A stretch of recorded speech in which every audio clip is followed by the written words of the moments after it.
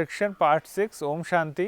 आज हम जब राजयोग की तरफ बढ़ रहे हैं और जैसे हमने पिछले सारे सेगमेंट्स में हमने बात की, सारे सेगमेंट्स में हमने आत्मा और उसकी रियलिटी परमात्मा के बारे में बात की, लेकिन आज एक बड़ा मोस्ट इम्पॉर्टेंट टॉपिक है, उसका नाम है खान पान की शुद्धि। क्योंकि परमात्मा से जुड़ने के लिए सबसे पहले खान पान की शुद्धि की बहुत आवश्यकता है। सो ब्रह्मा कुमारीज़ में एक चीज़ बड़ी कॉमन है और लोगों का इसमें बहुत बड़ा एक अंदर से थॉट चलता है कि ये खान पान के ऊपर बहुत ध्यान देते हैं। सो दुनिया में भी एक मान्यता है कि अगर हमारा खान पान तामसिक है तो हमारे मन की वृत्ति में भी तामसिकता आ जाती है।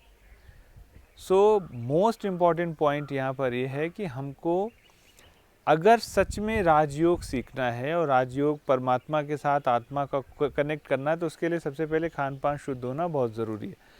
उसमें हम बताते हैं कि जो मीट और अंडा और मछली और ये सारी चीज़ें तो है ही हैं अवॉइडेबल, लेकिन इसके साथ साथ प्याज और लहसुन भी हमको नहीं खाना चाहिए।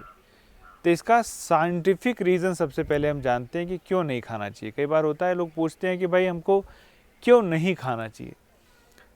तो कहा जाता है कि हमारी बॉडी के अंदर एंटीऑक्सीडेंट्स होते हैं जो हमारे ऑक्सीजन के लेवल को मेंटेन रखते हैं। जैसे हम फल खाते हैं तो हमारे ऑक्सीजन के लेवल को मेंटेन रखने के लिए हमारा एंटीऑक्सीडेंट उसको मेंटेन रखता है। प्याज और लहसुन के अंदर कुछ फ्री रेडिकल्स होते हैं जो हमारे एंटीऑक्सीडेंट्स को मार देते हैं, जिससे हमारे बॉडी के अंदर ऑक्सीजन का लेवल बढ़ जाता है और उससे वियर टीयर जल्दी आ जाएगा। का मतलब हमारे अंदर पूरे सेल्स और टिश्यूज़ के अंदर बुढ़ापा की जो फीलिंग है वो जल्दी आ जाएगी। एक तो ये रीज़न है।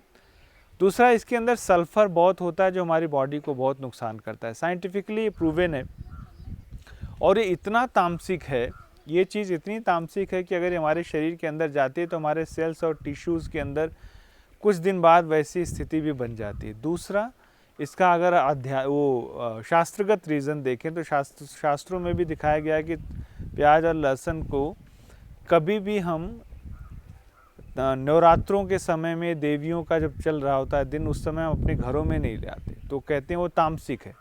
अगर वो इतना प्योर और इतना पवित्र होता तो हम उस दिन भी ले आके या एक हफ्ते अपने आप को उससे बचाते हैं ना, तो ज़रूर कुछ न कुछ तो प्रभाव होगा।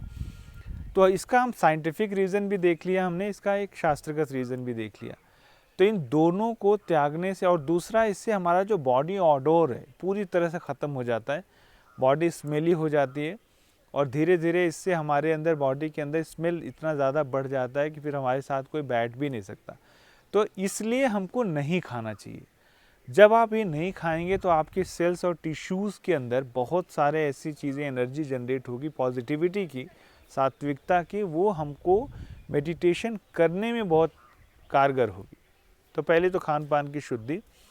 दूसरा, जो यूथ हैं उनके लिए एक मैसेज ये है इसमें कि अगर यूथ सच में मेडिटेशन को करना चाहता है तो यूथ के लिए एक मैसेज ये है कि यूथ सबसे पहले संयमित जीवन जिए। जैसे आजकल बहुत ज़्यादा माइंड पॉल्यूशन है, माइंड फुल टाइम वीडियोस में या पोर्न वीडियोस में ऐसी चीज़ों को इतना ज़्यादा देखता है कि पूरी तरह से उसके साथ तो जुड़ गया है, और जुड़ने के बाद उसका माइंड इतना ज़्यादा प्री ऑक्यूपाइड हो गया कि उससे वो डल हो गया, उसकी एनर्जी चली गई।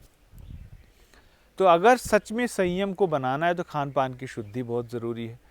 उस खान पान की शुद्धि से हमारे माइंड का जो लेवल है वो बहुत अच्छा हो जाएगा।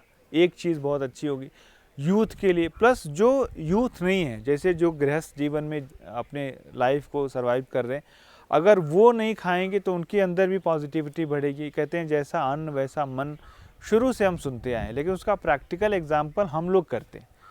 इससे हमारा मन जब शांत होता है तो निश्चित रूप से मन में जो थॉट हम ले आना चाहते हैं वो ले आ सकते हैं। तो ये सेगमेंट का ये वाला हिस्सा बहुत इम्पॉर्टेंट है कि जब तक खान पान शुद्ध नहीं होगा, संयमित जीवन नहीं होगा, खासकर ब्रह्मचारी वाला जीवन जो यूथ है उनका नहीं होगा, और जिन्होंने अपना जीवन ऐसा जी लिया है वो भी अगर इस मार्ग पर सच में अपने आप को परमात्मा से जोड़ना चाहते हैं तो ये बहुत ज़रूरी टास्क है। अगर इसको करेंगे तो परमात्मा से जुड़ना आसान हो जाएगा।